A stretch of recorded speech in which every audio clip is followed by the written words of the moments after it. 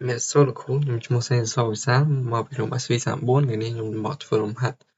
តែតជាមួយនឹង pseudo privilege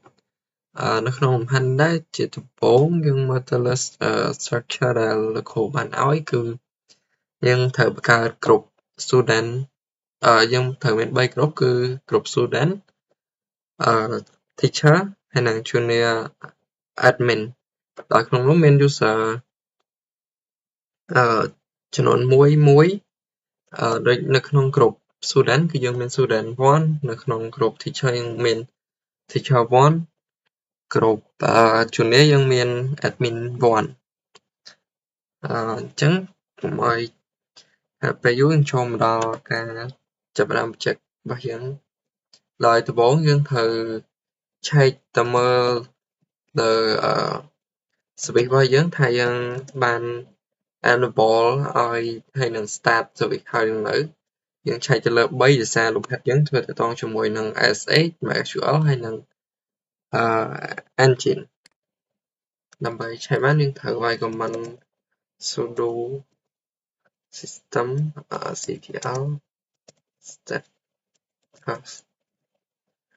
sh នេះគឺ service sh របស់យើងបានដើរតមកទៀតនឹងឆែកទៅលើ MySQL MySQL ក៏ដើរដែរបន្តមកទៀតនឹងឆែកទៅលើ engine ក៏កំពុងតែដើរដែរ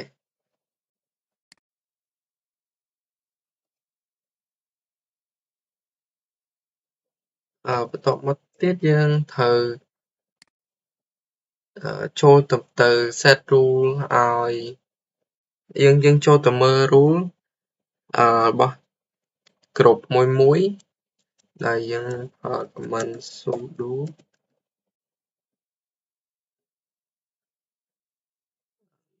vsudo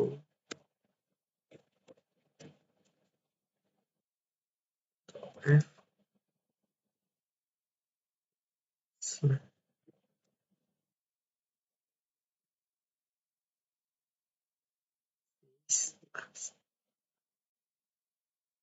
នេះជា command ដែលយើងចូលទៅមើលកន្លែងដែលយើង set rule ឲ្យគ្រប់ user គឺយើងប្រើ command sudo vsudo.f /etc/sudo.e/student នៅក្នុង file នេះយើង set rule ឲ្យ student អាចcheck មើលទៅលើ setter របស់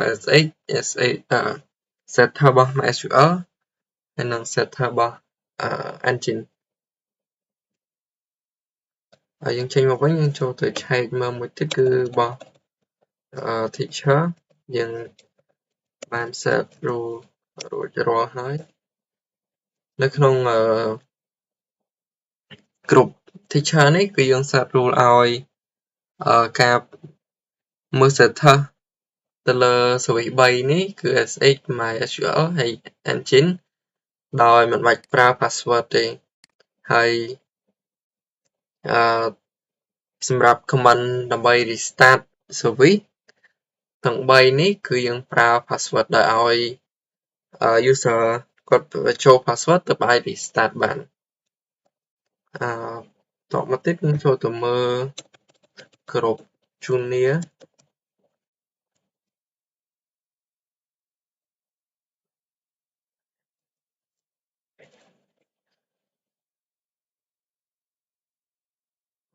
ខុសកន្លែងនេះបែបខុស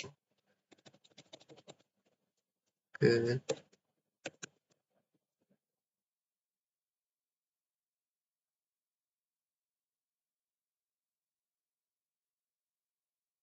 junior admin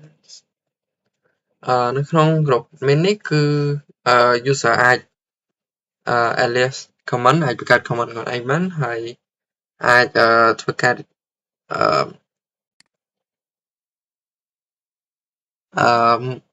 restart មើល view មើល setter service មួយបានហើយនឹង stop service បាន ហើយបន្ទាប់ពីយើង set rule ហើយយើងដើម្បីបញ្ជាក់ថា rule ដំណាក់កាលត្រឹមត្រូវយើងត្រូវ check មើល comment មួយទៀតគឺ sudo v sudo.c នេះគឺជា comment ដែលប្រើសម្រាប់ check មើល error syntax បន្ទាប់ពីយើងឆេះមកហើយយើងត្រូវចូលទៅ test user មួយគឺយើង test ទៅលើ user teacher 1 ហើយឥឡូវយើងចូលបម្រើ user teacher 1 ហើយយើងត្រូវយើង test សុំទោសលោកគ្រូកន្លែងនេះចូលទៅ test ចូលទៅមើល inspect privilege permission privilege របស់ teacher 1 សិនដើម្បីបញ្ជាក់ពី rule របស់ teacher ហ្នឹងឲ្យច្បាស់គឺយើងប្រើ command sudo .l.u ហើយ teacher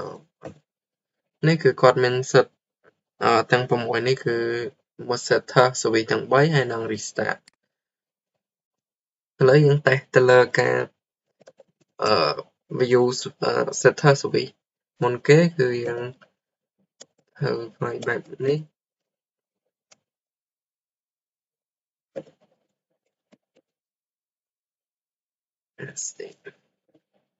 កន្លែងនេះគឺយើងប្រើ command នេះបានដោយមិនបាច់មាន password ទៅតាម rule ដែលយើងបាន set បន្តមកទៀតយើងចង់ធ្វើការ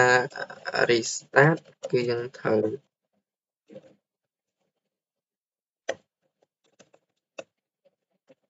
start យើងត្រូវបញ្ចូល password ទៅ restart បាន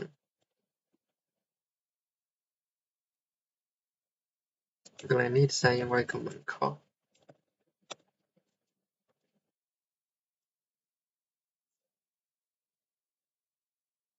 នេះគឺយើង restart បានហើយបន្តមកទៀតគឺ command ដែលយើងអត់អាចប្រើបានគឺ stop service នេះយើងមិនអាច stop បានអញ្ចឹង rule យើងត្រូវឲ្យចុងក្រោយខ្ញុំសូមអរគុណលោកគ្រូដែលបានមើលវីដេអូនេះ